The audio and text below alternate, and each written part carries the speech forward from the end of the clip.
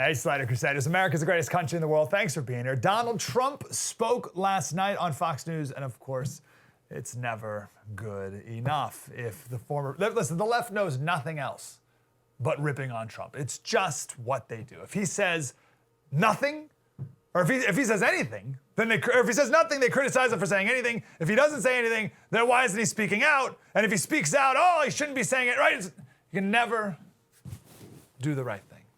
The latest example is Fauci and others criticizing Trump, saying he needs to tell his followers to get the vaccine. He needs to speak out. Donald Trump needs to speak out. Well, last night, he did. I know that you received the vaccine. Mrs. Trump also got the vaccine. Would you recommend to our audience that they get the vaccine then? I would recommend it, and I would recommend it to a lot of people that don't want to get it, and a lot of those people voted for me, frankly. But, you know, again, we have our freedoms, and we have to live by that, and I agree with that also. But it's a great vaccine, it's a safe vaccine, and it's something that works. And we've been working round the clock, and what I got the FDA to do, this would have happened in many, many years from now if I didn't get involved and if we didn't get involved. I like how he answered that through the prism of freedom, which Biden does not. Let's follow the science, shall we? The true story today, COVID is over. It's done. Congratulations. Oh, someone's going to write me an email. Slater, there's always going to be, I mean COVID. Like COVID, the virus will always be around, but like the COVID catastrophe, it's done. They say follow the science, right? All right, in Israel, the latest study says that the R naught is 0.78. Anything under 1 means that it eventually dies out. That's the number of people that it spreads to. So if one person gets it, they spread it to 0.78 other people. So over time, it dies down. Anything over 1 means it grows and grows and grows. So now we're under 1 in Israel, right? Enough people are vaccinated, and this is true even in America today. Enough people are vaccinated and more are coming, so it's only going to get better. And enough people have had it and therefore have natural immunity that we have herd immunity in this country, or will in a matter of days even. It's done. Biden yesterday said we need to wear masks until everyone's vaccinated. That is absolute nonsense. There's no scientific backing to that whatsoever. We talked to Professor Vincent Racaniello the other day, who says once we get about 50 to 75% immunity, whether naturally or through the vaccine, it's done. We're good. We're almost there. Take off the masks, stop with the social distancing, and stop treating our fellow human beings like walking Ebola.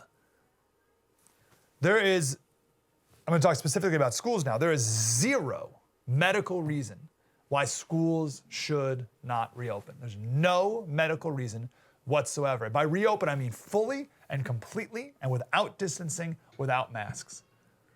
Now, there's plenty of other reasons why you should never send your kids to a public school, ever, but we save that for another day. Medically, with regards to COVID, there's no reason not to send your kids there. We got a list here of the states. These are states, it's percentage of students who are able to go to school in person, right? So you see Florida, 100% of students are able to send their kids in person. And then we have the list of other states where you're not allowed to. And I'm here in California, where only 3% of kids are even allowed to go back to school in person. You know, in England, my brother lives in England, schools were, and in England, they took COVID way more seriously than we ever did, even in the craziest states, California, New York, Michigan, whatever, like way more serious. I think they're still on lockdown in England, right? So they take it super seriously. But schools were always the last thing to close and the first thing to reopen. So my brother's in England and everything's shut down. You cannot leave your house, but kids can still go to school. And that was all the way up until recently. And then when things started to get a little bit better, got to get the kids back. Everything's still locked down, but you got to get the kids back. Last things to close, first things to shut down. Some countries never shut down schools at all. Like in Sweden, they never shut down school at all. These countries, these people prioritized school. Here in America, the exact opposite. Schools were the first thing to close and now the last thing to reopen. going to say it for a third time. There is zero medical reason why kids should not be allowed to return full-time in person 5 days a week, all day, no masks, no distance. Now, even one of the problems about going back to school, or with going back to school, is it's going to be treated like you're dropping your kids off at a nuclear fallout zone. Like it's going to be treated like you're dropping your kids off at what's the Russian nuclear thing that exploded? Chernobyl, right? You're dropping your kids off at the Chernobyl. Like everyone's wearing masks. Like, and like you're gonna roll up, drop your kids off, and teachers are gonna come out in hazmat suits still. Treating your kid like if they take a mask off and inhale, they're gonna inhale poisonous nerve gas. CDC says all students, all kids ages 2 and up, including daycares, they need to wear masks. Daycares, 2-year-olds. What a joke. Has anyone at the CDC ever seen a 2-year-old? Is everyone who works at the CDC childless? They've never met a 2-year-old? You think you're gonna get a 2-year-old to wear a mask all day at daycare? So even now that this is over, I fear that we're still going to be teaching our kids in particular, adults will act like this too, but we're gonna be teaching our kids to look at every other human being as a disease vector, ready to kill you if you get too close to them. And we're gonna have teachers yelling at kids, wear your mask. All right, don't breathe the air. Don't touch them. Stay on your dot, everyone. Watch out for other humans. Freaking out all the time. And that is doing way more mental and emotional harm on kids than it's doing any medical good. Thank God. Thank you, God, that kids are fine from COVID. Yeah, they get it. Almost every single kid's asymptomatic, and they're fine. They recover. They don't spread it anything like adults. It's a nothing sandwich for kids. Thank you, God. So let's open up and stop acting like polio is ravaging through our schools, ready to kill kids, and your local children's hospitals overflowing with dead little bodies. Like, knock it off already. That's not reality. Stop acting like it.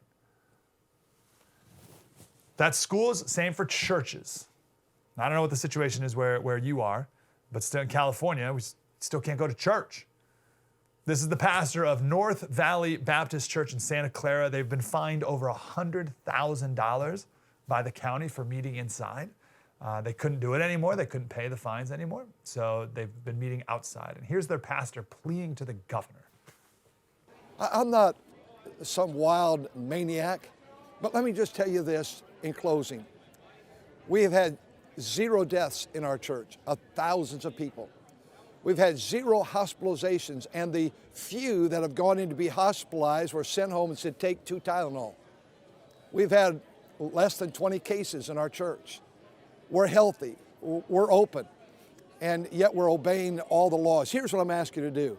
Open up the church Easter Sunday.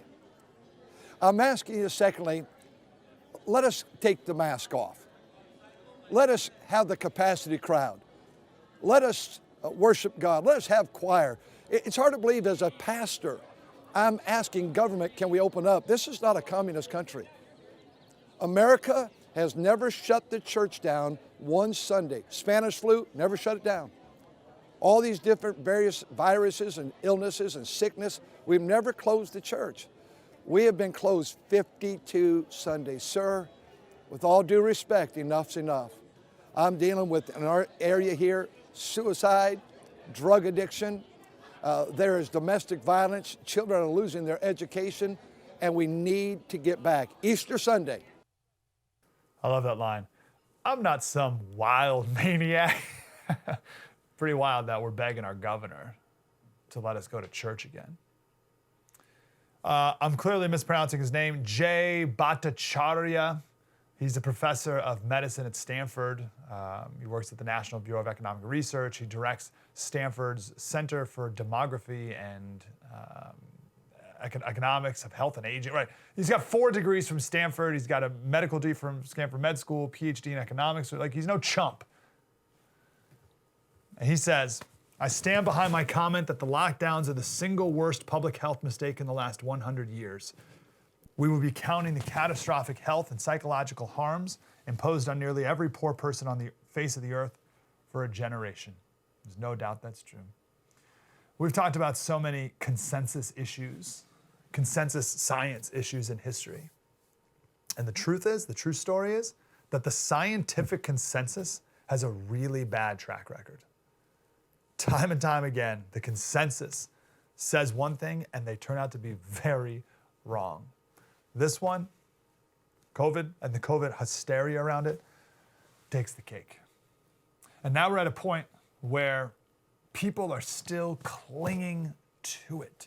And that's fine. You're going to have some stragglers, but they shouldn't be the ones who are dictating to the rest of us whether or not we should be allowed to go out, go to a restaurant, go back to school, go to church. We can't be controlled by the final few last stragglers, the hypochondriacs even, who want to always wear masks for as long as they live. My wife was talking to someone the other day who said, oh yeah, I don't mind wearing masks. I hope my kids always wear them.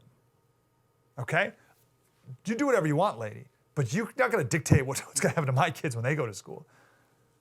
And I mean that very seriously. There's going to be people who are going to be overly cautious forever, whether it's out of delusion, fear, or like some legitimate disease they have when they should take extra precautions.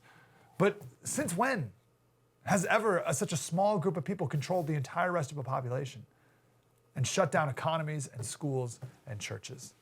The true story is COVID's over. Let's be done with it already.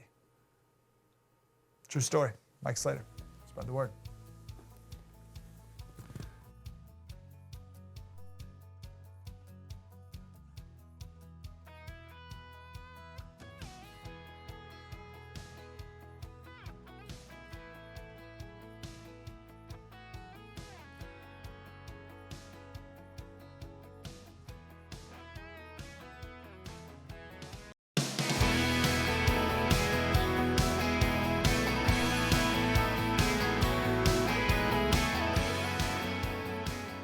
Hey, Slater Crusaders, I love it when the lamestream hack media gets exposed for the liars they are.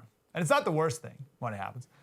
It's one of the reasons why I'm here, to expose their lies. And I want to be fair, right? When I say lamestream hack media, I'm talking about a specific group of the media. That's not the entirety of the media. Sometimes people mean well and just make very understandable mistakes.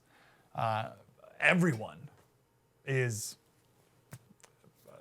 I don't want to say a victim of, but everyone has human nature that certainly plays a role in how they view things and the lens that they filter things through. There's going to be natural biases that always play a part.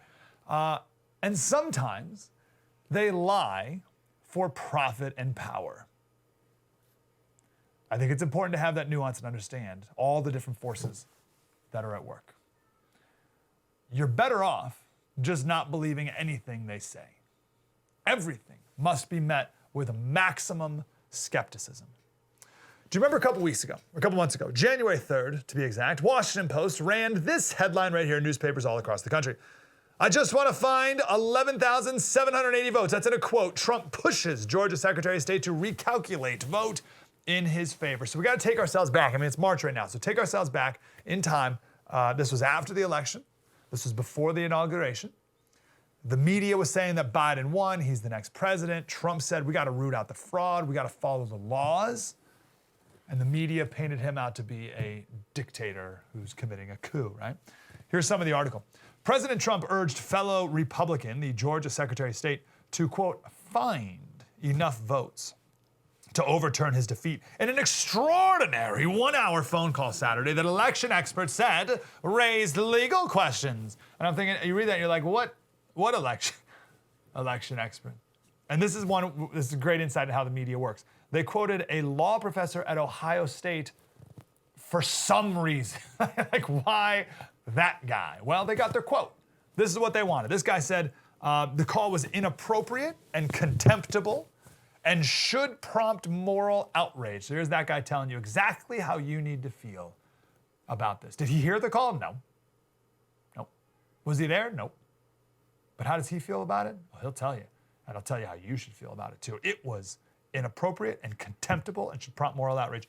Quote, he was already tripping the emergency meter, so we were at a 12 on a scale of 1 to 10, and now we're at a 15. He sounds neutral and unbiased. When that came out, that was A1 front page news. And everyone Every other news outlet picked up and ran with it. Trump on a recorded call, segments of it released to the public, telling election officials to commit fraud and find the votes. Except, true story, it didn't happen. Check out this correction here. This is hidden not in bold letters on the front page, not plastered on every TV screen except for yours right now. Correction. 2 months after publication of this story, the Georgia Secretary of State released an audio recording. Oh, that sure would have been nice to have. Of Donald Trump's December phone call with the state's blah. The recording reveals that the Post misquoted Trump's comments on the call based on information provided by a source. Trump did not tell the investigator to, quote, find the fraud or say she would be a, quote, national hero. Instead, Trump urged the investigator to scrutinize ballots in Fulton County, Georgia, asserting she would find dishonesty there. He also told her that she had the most important job in the country right now. The headline and text of the story have been corrected to remove quotes misattributed to Trump. Not misattributed, quotes that never happened, quotes Trump never said. The new headline is, recording reveals details of Trump's call to Georgia's chief election investigator. That would have been a nice headline to have in the first place. But of course, that's not news. There'd be nothing to hit him on. And maybe the worst part about it is every other news outlet confirmed this story. They confirmed it with a source familiar with the conversation. What does that mean? What is a source familiar with the conversation? Is that someone who heard the conversation? Was that someone a part of the conversation? Or is that someone just familiar that the conversation took place? So is this third-hand information? Is it someone who was on the call, who told someone else who is now familiar with the call, who then told the Washington Post? That's the game of telephone that we're playing? We got a little montage here of people falling for it. There was a second call to another elections official in your state to, quote, find the fraud. Well, I was pleased to see that this kind of pressuring of our Secretary of State was added to the articles of impeachment. NBC News confirming a Washington Post report revealing that President Trump placed a separate call to Georgia election officials, pressuring them to, and I quote, find the fraud while trying to overturn the results there. Late last month, the president called Georgia's lead elections investigator, urging them to, quote, find the fraud. This was first reported by the Washington Post. Now we are also learning of another call, first reported by the Washington Post and confirmed by our colleague Jason Morris, that the president called one of these investigators in the state of Georgia who was investigating election fraud and urged him to, quote, find the fraud. All these people still have a job. They're still doing exactly the same thing. No consequences whatsoever. Living in a delusion, living in a dream world, just making stuff up. Do you remember this book? It was written, I don't even know, maybe 17, 18. It was by Michael Wolff, and he was a hero in the media for a while. He wrote a book called Fire and Fury, Inside the Trump White House. And it was completely made up. Everything in it was totally made up. But MSNBC and all the rest, they loved it, loved him, loved it. Now, he eventually got called out for all of it. But whatever, the damage was done, and the books were sold. And a reporter asked him, how'd you get this information? And he said, oh, well, I work like every journalist. I have tapes, I have notes. And Katie Tur on MSNBC, she said, well, why don't you release your notes? And he said, well, because that's not, I'm not in your business. You just said I work like every journalist. Okay, release your notes. Well, I'm not a journalist.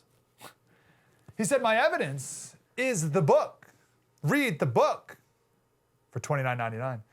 Here's the key. If it makes sense to you, if it strikes a chord, if it rings true, it is true. Think of that sentence. If it rings true, it is true. Here's the video of that, just in case you thought I made it up. You have tapes. Are you going to release the tapes? No, I'm going to do, I have what every journalist, I work like every journalist. I have tapes, I have notes. But if people are questioning it, why not produce the evidence? Because that's not I'm not in your business. My evidence is the book. Read the book. If it makes sense to you, if it strikes a chord, if it rings true, it is true. So Katie Tur came back and said, I read the book, and a lot of it did feel true. So you read something and if you read something and it feels true, is it, how feely does it have? Like, do you have to really feel it to be really true? Does that matter? Is it true? That doesn't matter. It sure feels it. Remember AOC a while back, she said, people are way too concerned about being, she said, precisely, factually, and semantically correct than about being morally right. This right here is the major philosophical question of our era. What is truth? First, does it exist? So does it exist? Does it matter? And what is it? That's why the name of the show is True Story, right? But if there's no such thing as truth, then, right? And then you get to, well, does it matter? And a lot of people will be like, oh, there's truth, but it doesn't matter. Like, okay, well then, right? And then we get into questions, well, what is true, right? But so many of our people, of our country, more and more people don't even think there is such thing as truth. That's postmodernism. And then you get people like this, journalists who say, well, why let the truth get in the way of a good story? The expression is too good to check. A source said something, a source familiar with the conversation said something, and the story's too good to check to see if it's in fact true. And then, of course, you have the political angle to it, right? So you have the philosophical angle, is there such thing as truth? Then you got the political angle. I mean, this was Trump, right? They were writing against it. Anything to resist Trump is a moral good. Anything. Doesn't matter what you do. It's not only a moral good, it's a moral imperative that you resist Donald Trump. Now, what's the fallout of all this? Even less trust in our institutions. Even less trust. And that's not good. That's not good for our society. It's not good for our country. We talked about this the other day in passing. The most important raw material in our society, it's not coal, it's not oil, it's not gold, it's trust. Trust is the most important raw material in a society. Without it, society cannot function. You need trust in each other. You need trust in our institutions. And the media has burned any ounce of trust they had left down to the ground. And they lit the match. They did it time and time again. We got hundreds of examples over the last 4 years. And now just wait until all the COVID-related lies and hysteria finally come out. I got another minute here. Let's play this game. Let's play the game that the left has played for the last 4 years. All right? This is the AP. Just the other day, the U.S. government, Biden, plans to use the downtown Dallas Convention Center to hold up to 3,000 immigrant teenagers as sharply higher numbers of border crossings have severely strained the current capacity to hold youths. All right, so you ready to play the game? Here we go. Here we go. Wow.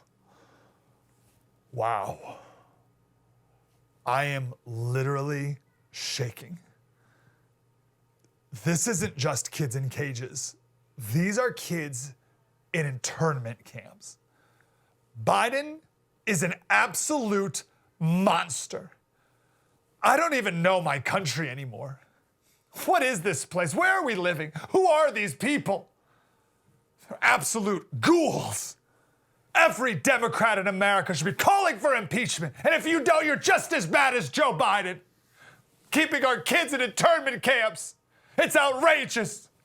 The president using our stadiums as prisons for children. I'm literally shaking. I can't go to school because of this. I can't work. How are we supposed to How are we expected to function in an evil society, evil country where this is going on? An evil monster in the White House. Innocent children, brown children, might I add, putting them in internment camps. We must impeach this evil monster now. The international community is watching. How was that? Was that good? I'm pretty good. Thanks. That's, you know what they call it? That's called journalism. Was that right? It's how the media's acted the last 4 years. Or how about this? I have sources familiar with the convention. They've been to Dallas. That's what I mean. That Biden is housing teenagers in internment camps and, oh no, that can't be. Torturing them. He's torturing multiple. I got multiple sources confirming. And here's a random person from some university who's calling it a moral abomination, telling you how to feel about it as well. But, you know, par for the course for Democrats in America. I just threw in a random anonymous source to give the story a little more credibility. Unfortunately, the true story is it's how the media works, which is why I'm glad that we can ignore that foolish game and be with each other here instead. Coming up next, we'll talk about the PRO Act. What is that? Sounds good. It's not. Talk about it next. True story. Mike Slater, spread the word.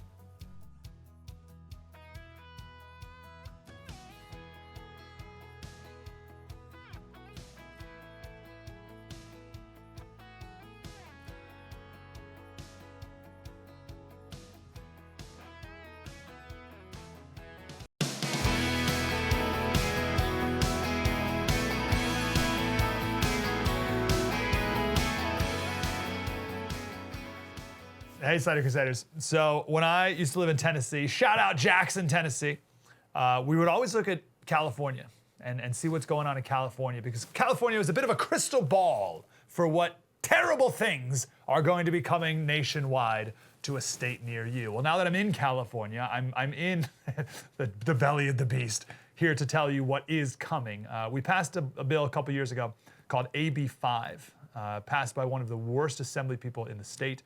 And she's since admitted she was just making stuff up, or we'll talk about it in a second here, the things she made up, but she admitted it's bad and it's hurt people, but it doesn't matter because she got her end goal, which is to help the unions. Yeah, we'll talk about that in a second. So AB 5 crushes contractors and the gig economy, gig workers. And it was passed right before COVID, which is awful because it hurt a lot of people who could have been helped or could have helped themselves through COVID, but it was illegal because of AB 5. Okay, so it's coming nationwide, and it's called the PRO Act, which sounds very nice. It is not. Leah Palagashvili is from the Mercatus Center at the wonderful George Mason University. Leah, how are you? Hi, I'm doing well, thank you. Good to talk to you. Should we start with AB 5? Do we want to do a brief history of that and what that is first? Sure, yeah. AB 5 was a piece of legislation in California. It passed in 2019 and went into effect January 1st, 2020. And it forced most independent contractors to become employees. That was what the legislation attempted to do. But as we know, they ended up granting a lot of different occupations exemptions from the law. And Proposition 22 passed. It was a ballot initiative. It passed in November of 2020 that also exempted gig companies, which were actually the target of the legislation. Yeah, gig meaning mostly, it was led by Uber and Lyft and companies like that. And it passed overwhelmingly. But who did the bill hurt? So the bill hurts independent contractors, a majority of whom won't become employees, won't be able to become employees. This is the similar aspect of the PRO Act, which they adopt a test, similar test to California's AB 5. Again, that would make it more difficult for workers to be independent contractors. So it's most harmful to independent contractors. Okay.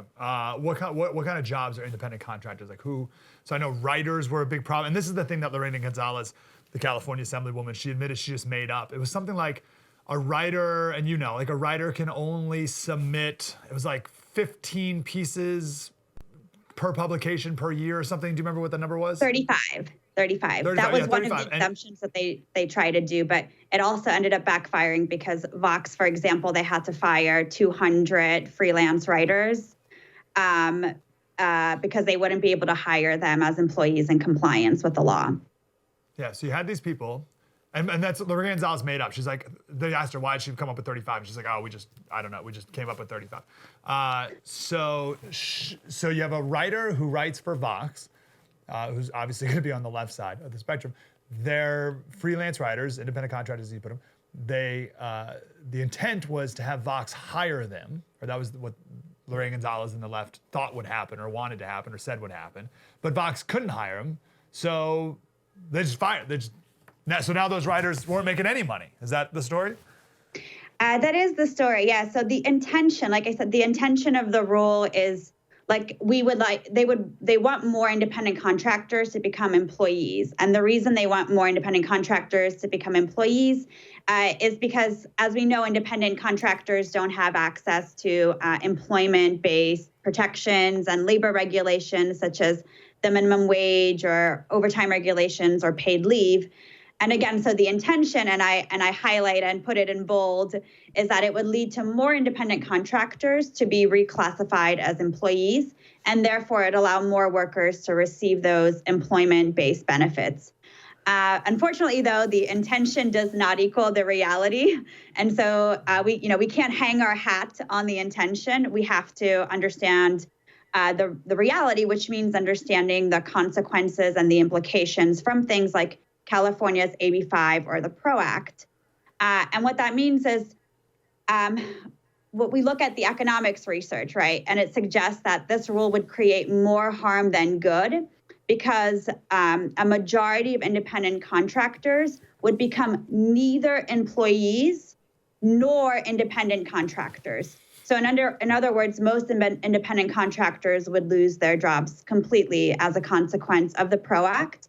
And it would have been this way to a greater extent in California if we didn't see so many exemptions that were granted to California's AB 5. So, for example, the LA Times, they did a heartbreaking profile of the creative community members who suffered because of California's AB 5. So they highlighted small theaters, music festivals, and all kinds of different types of artists and creatives. And later on, California's AB 5 exempted, for example, the music industry. They actually lobbied and they said, look, this is crushing us because a majority of the music industry, as you know, are freelance musicians. By the way, just to put it out there too, Uber actually released their analysis of what a nationwide reclassification would look like for Uber's business model. And they said they would only be able to hire 1/4 of their current drivers as full-time employees with Uber. So 75% of those currently driving with Uber would lose their jobs entirely, which means they would be neither employees of Uber nor continuing to be independent drivers with Uber. And that's precisely why when we talk about things like the PRO Act or the AB 5, or any piece of legislation for that matter, we want to focus on the reality of the consequences, not the intention of the legislation. Yeah, it's amazing that we still have people who look at the intent and not the reality of it. So, and how does this hurt women the most?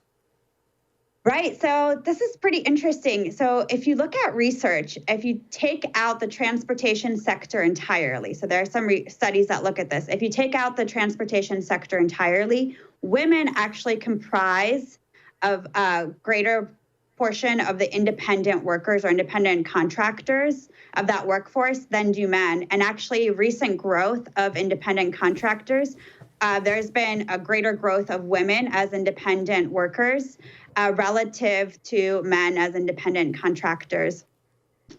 So one of the things we see is that independent work may be important for women who require more flexible arrangements.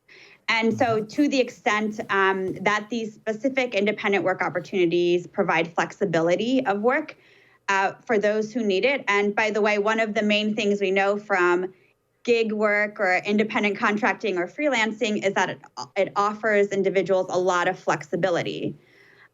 So if we're taking away that option, right, that more flexible option that women might want to go into, we're actually harming women who might not be able to participate in traditional employment.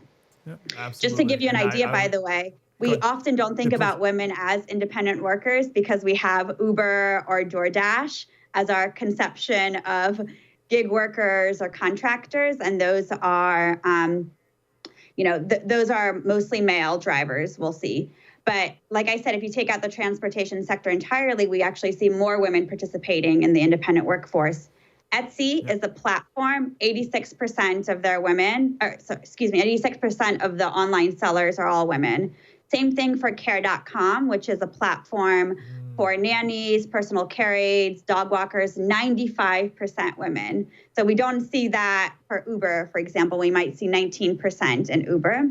So there's a large variation, and we tend to forget women as independent workers because, again, we're focusing on DoorDash, Uber, and forgetting all of these other areas where there are a lot of different opportunities for women as independent workers, freelancing. Makes perfect sense.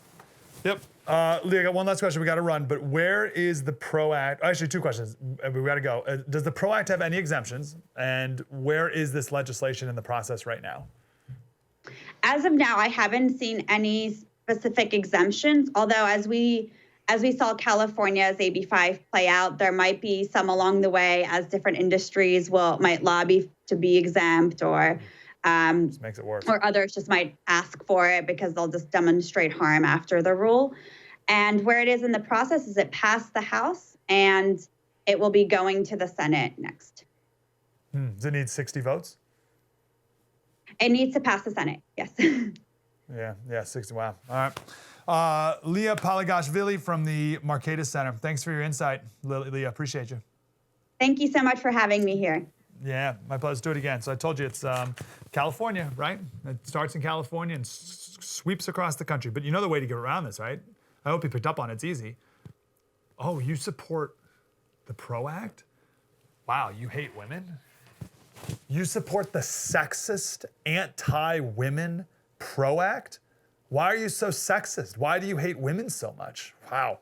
This PRO Act, it's the patriarchy. This is the patriarchal PRO Act. I mean, you can vote for it if you want. Sexist. Talking about consequences and unintended consequences. We'll talk about that next with the stimulus package upcoming. A lot of unintended consequences there too. True story, Mike Slater, spread the word.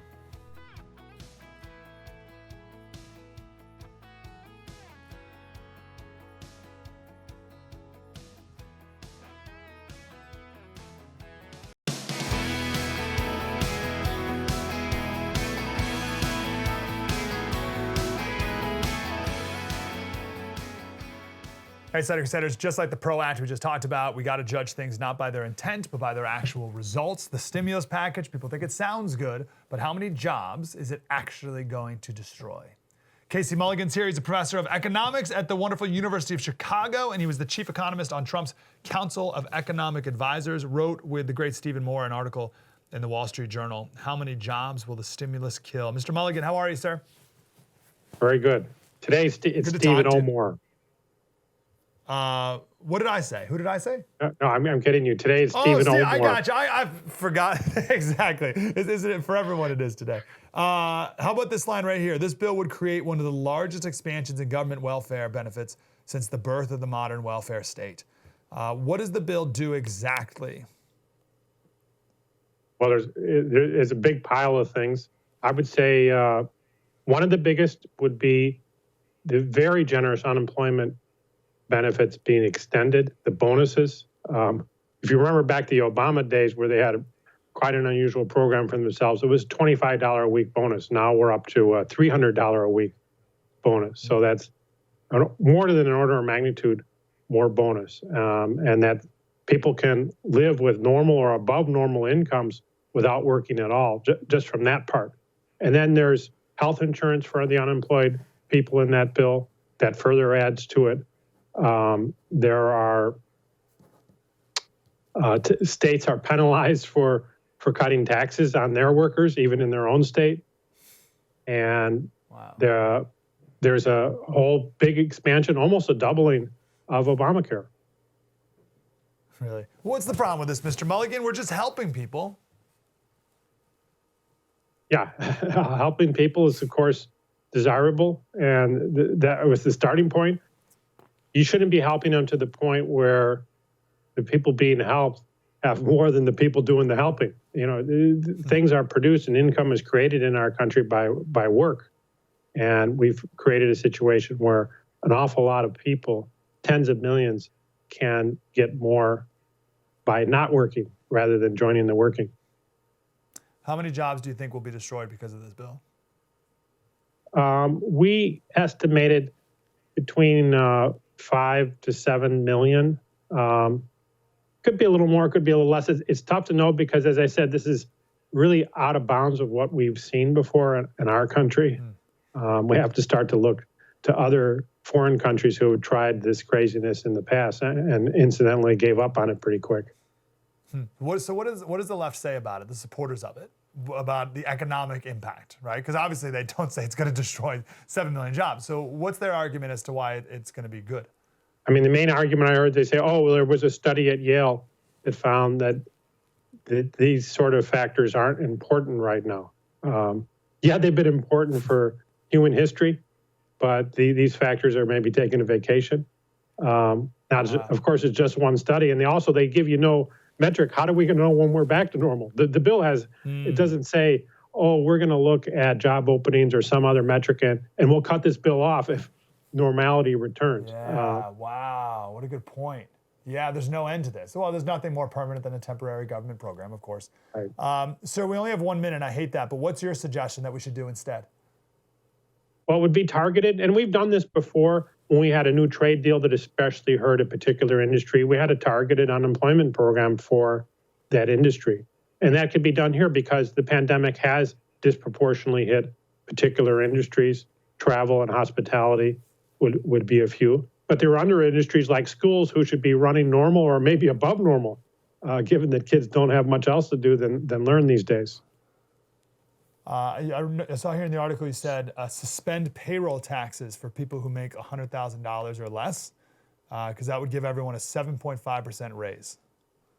Yeah, that would normally be considered a very expensive way to help workers, but it's actually much cheaper than what was just passed. So there you could encourage work, encourage business formation, and do it more cheaply, which is a rather low bar to what Biden just signed. So, sir, one reason I've supported Trump is so that people like you could have the voice, the ear of the president. So I hate that you're not there anymore, but thanks for writing this editorial and getting the truth out there. Good to talk with you, Mike. Mr. Mulligan, professor of economics, University of Chicago. I want to go give you a preview here of a really important special we have that airs tomorrow. Check this out. I don't know. I can't read. There's a sign and I can't read that. Okay. I'm scared. So you're unable to wake him up? No, I tried and they won't wake up. So I can tell you from my firsthand experience, in almost every city in America, you have cartel representatives. They're very violent. They've threatened my detectives. They've threatened my detectives' kids. There's a whole new level that we weren't used to just being average police officers. So no matter what city we're talking about, the gangs are involved with drugs, the gangs are involved with gun trafficking, and in the case of drug trafficking, it's coming from the cartels. When you learn sort of the scheme and schematic of how grand the operation is, it's quite crazy. And dealers are street pharmacists, right? They're going to mix whatever gets the person the high, and there's no, okay, we're going to have 2 ounces here and 3 ounces here of this. There's none of that. I'm just going to do this and this and this, and here's my drug, and you want it. This is how much it's going to cost. Go use it. If you like it, come back. When I was the head of the SOD operation, I started seeing 100, 200, 400, 700 pounds of meth being seized all over the country. It was like, what the hell is going on here? But you know what's going on? Those Mexican cartels are dominating, but what's scary is their new partnership with the Chinese organized criminals. We started seeing a lot of overdoses, and it was accidental overdoses, and it was people that were buying fentanyl in bulk, either from China or Mexico. And you gotta remember, when this whole thing with fentanyl started, it was really China that started it all. And I remember hearing stories about informants being told, or undercover personnel being told, you know what you're getting into. Like, they had a disclaimer with it almost, because people were dying left and right. Does China know what they're doing? I'm sure they know, because it's a communist country and they control everything that goes on in China, right? So they know the end use of their enemy. I'm sure they know, because business is booming and they're also destroying America. And in my opinion, a communist country like China has a very big adversary in America. The greatest threat to the United States right now is Mexico. The second greatest threat to the United States right now is China. The drug crisis in America is not just a public health crisis. It's a national security threat, and our lawmakers and our executives in Washington have to wake up. We need some very serious leadership on this problem. This is not going to go away just by talking about it. America's Forgotten Epidemic premieres Thursday, March 18th at 9 p.m. Eastern, exclusively on The First.